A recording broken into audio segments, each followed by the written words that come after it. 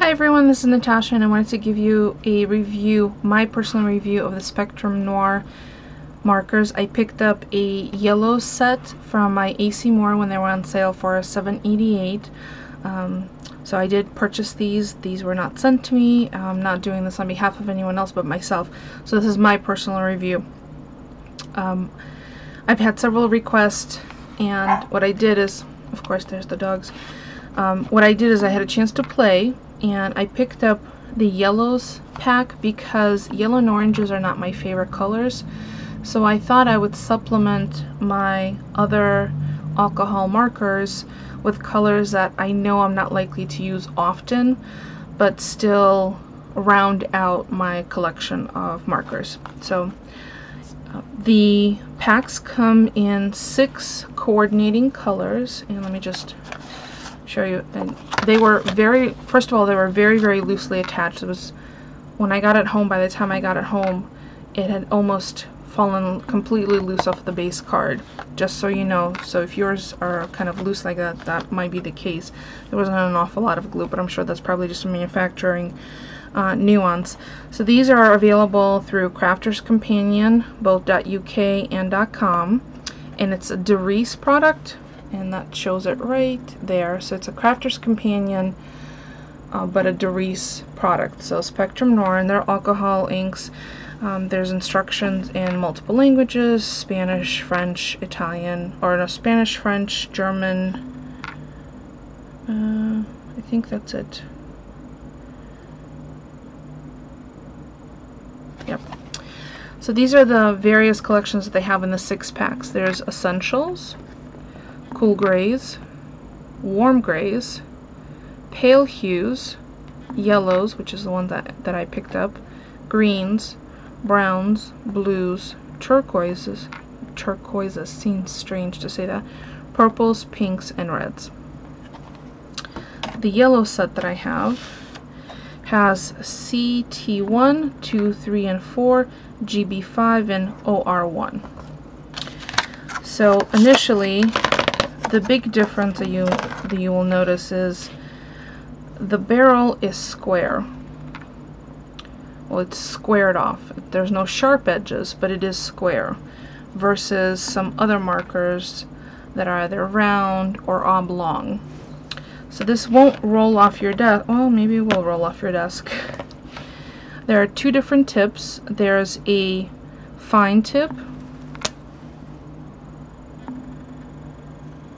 and a chisel tip.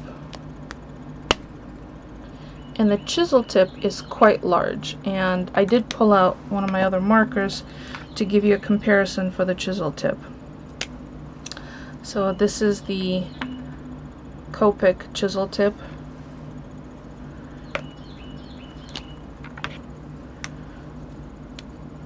And there's a Spectrum Noir. It's probably about 75% larger,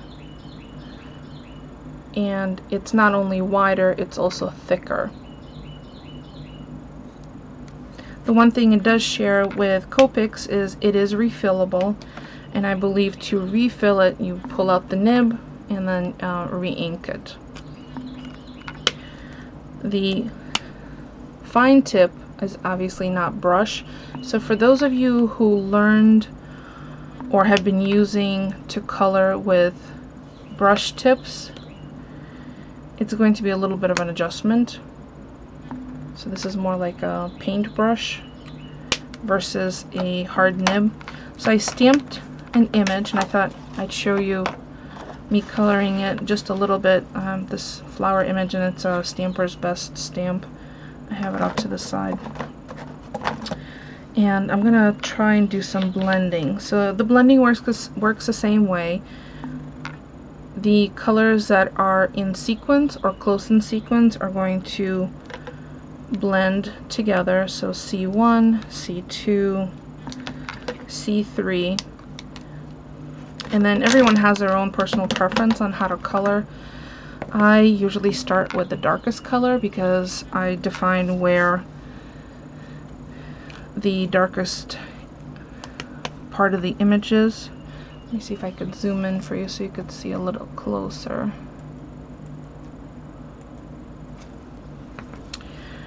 So it's just a little bit of a learning curve because I'm not, and I'm gonna go really casually here, I'm not getting anything fancy.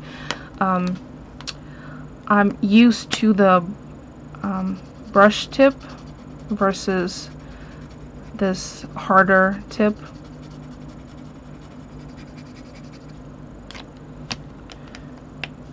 The other thing that I've noticed is some of the caps either go on really tightly or rather loosely, and I'm not sure whether it's just a manufacturing nuance, kind of where the difference might lie. I'm not sure I'm entirely sold on the shape of the barrel. It's not, I personally don't feel it's as comfortable as a round barrel or an oblong barrel. I have big hands, so it's not the fact that these are uncomfortable because of the size, it's the shape of it. It just feels slightly awkward. So I don't know if it's just I need more play with them, or if I truly just can't get comfortable with the barrel shape or with the squared off shape. I think this is a great chance to, for those of you who don't either don't have the funds or don't want to invest in more expensive alcohol markers like Copics, this is a really nice alternative because, like I said, these markers were on sale when I bought them at AC Moore. I'm not sure whether they're available at Michael's at this point. I haven't checked, but you could certainly check online. And even on super duper sale at Michael's for Copics, you're still only able to pick up with a coupon, you know, one marker at a time. So if you have the patience, I would definitely say, if you have the patience and the funds, I would say definitely go for it. See, like this not fitting quite right. Definitely go for better product. But if you're not going to be producing comic books, because that's where these alcohol markers were born out of. It's the Magna and illustration, Japanese illustration covering. And most of these, like these are Japanese markers. And there's lots of alcohol markers on the market. So I guess ultimately this was $7.88 that I spent, that I think I will use the yellows and the oranges, especially to supplement my Copics. It was a reasonable price. They're regularly priced, I think, 12 something, maybe more, maybe a little more. Yeah, I think it was $12.88. And they're a nice supplement or a nice starter. I don't know if I would be able to color with them at any length of time. For example, if I was creating, you know, if I did a lot of coloring, this might become an irritant, especially when you're putting pressure on this first knuckle of your finger. At least that's the way I do it. I color. So $7.80 is a good price point. $12.99 is even a good price point. I know that there's various offers available online. Oh, I wanted to show you also the chisel end, how large that is. Just use the lightest color. It's quite big. When I first showed the haul, I had jokingly said I could totally paint my exterior of my house. It's quite a large pass. That's maybe I do need to do the darkest color. It's quite a wide chisel. See, like, it's, to me it seems giant because, and I'll do a comparison with the Copic. It just so happens that's the ones I have on my desk. So there's the Copic one. It is quite different. But when you're coloring, it really, you will need a very light hand when you're using Copics. Just kind of barely touch it because you're using the tip of a brush. Whereas this, you do need to apply not pressure, but so it really is just a matter of what your personal preference is. I would say if you have the funds, pick up a set, maybe the basics or the essentials, and then try and play with them. You may find that you like them equally or even more because they are so much more affordable. If you are a novice, this might work really well for you. If you are experienced alcohol marker user and have always used Copics, this might be kind of a supplemental marker.